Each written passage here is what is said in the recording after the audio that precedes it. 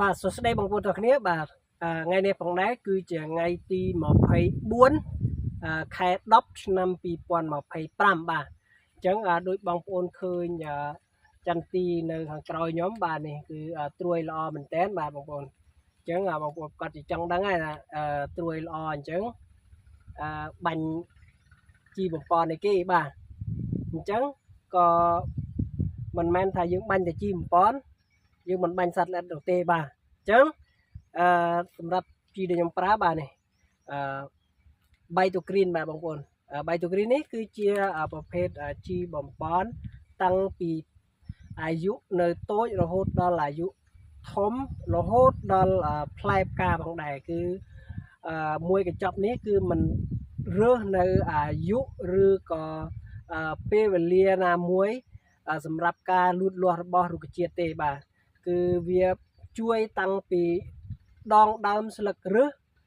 ផ្លែផ្កាផងដែរបាទអញ្ចឹងសម្រាប់មួយកញ្ចប់នេះបងប្អូនមើលទៅដូចជាតូចមែនតើហើយសួរថាបើតូចអញ្ចឹងប្រើបានប៉ុណ្ណាបាទអញ្ចឹងវាតូចក៏ពិតមែនប៉ុន្តែវាប្រើបានច្រើនបាទបងប្អូនសម្រាប់មួយកញ្ចប់នេះអាចប្រើបានរហូតដល់20ធុងឯណោះបាទគឺច្រើនមែនតើអញ្ចឹងខ្ញុំហែកឲ្យបងប្អូនមើលបាទអញ្ចឹងអានេះថ្មីបងប្អូនកញ្ចប់ល្អបាទអញ្ចឹងនេះគឺយើងប្រើស្លាបព្រាតូចមួយបាទបងប្អូននេះស្លាបព្រាតូចទេបាទអញ្ចឹងជីដែលនៅខាងក្នុងបាទនេះដែលនៅខាងក្នុងបាទកញ្ចប់វាបែបហ្នឹងបាទចប់វាបែបហ្នឹងបាទអញ្ចឹងយើងទៅមើលឲ្យចិត្តទាំងអស់គ្នាយើងទៅមើលឲ្យចិត្តទាំងអស់គ្នាបាទថាវាមានលក្ខណៈបែបណាបាទនេះបាទបងប្អូនត្រួយរបស់វាគឺចេញមកល្អមែនតើបាទលាស់ស្អាតមែនតើបាទ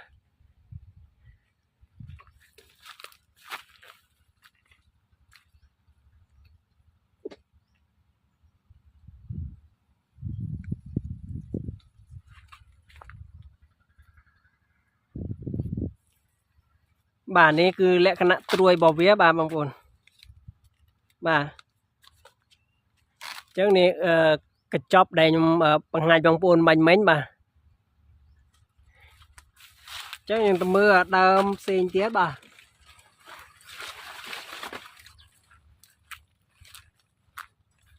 បាទនេះបងប្អូនដើមនេះក៏ត្រួយល្អដែរបាទបងប្អូនត្រួយឥឡូវវារៀងចាស់ទៅតិចបាទប៉ុន្តែក៏មានត្រួយខ្ចីមករឿយដែរបាទនេះ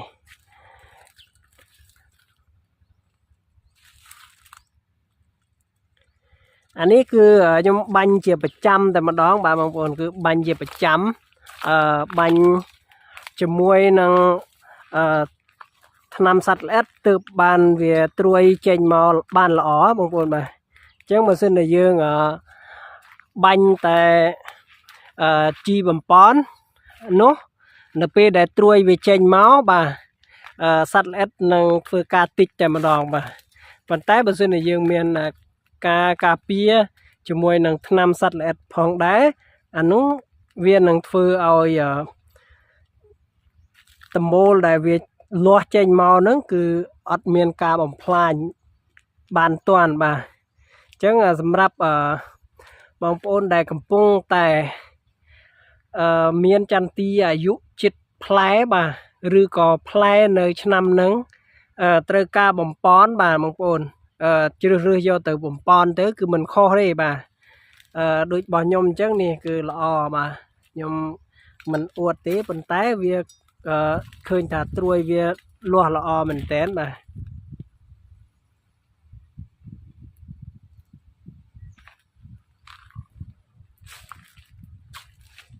នេះបងប្អូនត្រួយល្អបាទ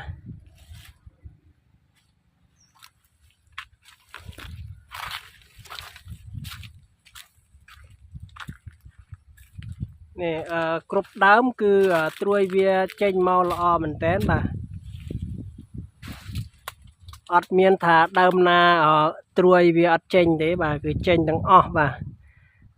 សម្រាប់ឆ្នាំនេះវាអាចជាផ្លែបានគ គួរសមបាទព្រោះអីពីឆ្នាំទៅគឺវាតូចមែនតែនចាំមើលខ្ញុំនឹងភ្ជាប់នៅវីដេអូដែលកាលពីខ្ញុំអត់ទាន់ដាំដំឡូងមីបងប្អូនបាទថាវាខុសគ្នាកម្រិតណាបាទដើម្បីកុំឲ្យខាតពេលយូរយើងនឹងទៅមើលថាតើកាលពីដែលយើងមិនទាន់បានដាំនៅដំឡូងមីវាមានលក្ខណៈបែបណាបាទនេះគឺជារូបភាពវីដេអូចាស់បាទដែលខ្ញុំថតកាលពីខែ4បាទវាកំឡុងហ្នឹងគឺវាចាប់ផ្ដើមចេញផ្កាចេញផ្លែបងប្អូនបាទគឺឡើយនៅតូចអញ្ចឹងបាទកាលហ្នឹងគឺខ្ញុំអត់ទាន់បានដាំដំឡូងមីនៅឡើយទេបាទគឺយើងភ្ជួរដីនៅខាងដើម្បីសម្រាប់ស្មៅនិងហាលដីដើម្បីធ្វើការដាំដំឡូងមីនៅតាមជួរចន្ទីអញ្ចឹងណាបាទអញ្ចឹងទៅឃើញថាចន្ទីដែលយើងឃើញហ្នឹងគឺតូចមែនតើបាទបើធៀបទៅនឹងចន្ទីដែលខ្ញុំថតឲ្យបងប្អូនមើលអំបញ្ញមិញណាបាទដូចដែលបងប្អូនបានឃើញអញ្ចឹងគឺចន្ទីហ្នឹងគឺវាមិនទាន់ជាអាយុច្រើនអីណាស់ណាទេបាទដើមខ្លះក៏អាយុបាន1ឆ្នាំដើមខ្លះក៏អាយុបាន6 7ខែអញ្ចឹងណាប៉ុន្តែវាមានផ្កាបាទដោយសារតែវាជាប្រភេទដើមចន្ទីពូជបងប្អូនបាទអញ្ចឹងទៅក៏ផ្កាដំបងគឺយើងអត់ទុកទេគឺយើងក្តិចវាចោលតែម្ដងបាទអានេះគឺជាវីដេអូចាស់ដែលខ្ញុំធ្វើការថតអញ្ចឹងណាអញ្ចឹងទៅនៅពេលដែលយើងមានការថែទាំវាបានល្អបងប្អូនគឺវានឹងលូតលាស់មកលឿនមែនតែនបាទដូចរបស់ខ្ញុំអញ្ចឹងគឺពេលដែលខ្ញុំឃើញនៅវីដេអូចាស់របស់ខ្ញុំអញ្ចឹងគឺទៅមើលសពថ្ងៃនេះគឺឃើញថាអូប្លែកខ្លាំងមែនតែនអញ្ចឹងគឺប្លែកភ្នែកហើយគិតថាវាមិនគួរណាវាល្អដល់ថ្នាក់ហ្នឹងអញ្ចឹងណាវាខ្ពស់ដល់ប៉ុណ្ណឹងណាប៉ុន្តែជាក់ស្ដែងខ្ញុំប្រើប្រាស់ជីបំពន់ផងនិងជីដាក់គល់ផងកាលពីរដូវភ្លៀងធ្លាក់អញ្ចឹងណាបងប្អូនបាទអញ្ចឹងទៅខ្ញុំដាក់ជីតាមគល់វាមួយសាបាទខ្ញុំដាក់អស់ប្រហែលជា1គីឡូជាងបាទដោយសារដីរបស់ខ្ញុំវាតូចដែរបាទហើយចន្ទីរបស់ខ្ញុំវានៅតូចដែរបាទអញ្ចឹងទៅខ្ញុំបាញ់ជាមួយនឹងជីបំពន់រហូតបាទនិងថ្នាំសត្វល្អិតរហូតដើម្បីកុំឲ្យសត្វល្អិតតិចត្រួយរបស់វាផងដែរបាទអញ្ចឹងទៅបានធ្វើឲ្យវាចេះតែមានការលូតលាស់លឿនអញ្ចឹងណាបាទបងប្អូននៅពេលដែលយើងថែទាំដងដើមស្លឹករើសវាបានល្អបាទអញ្ចឹងទៅធ្វើឲ្យស្លឹករបស់វាល្អរហូតអត់មានសត្វមកប៉ះពាល់បាទគឺវាធ្វើឲ្យ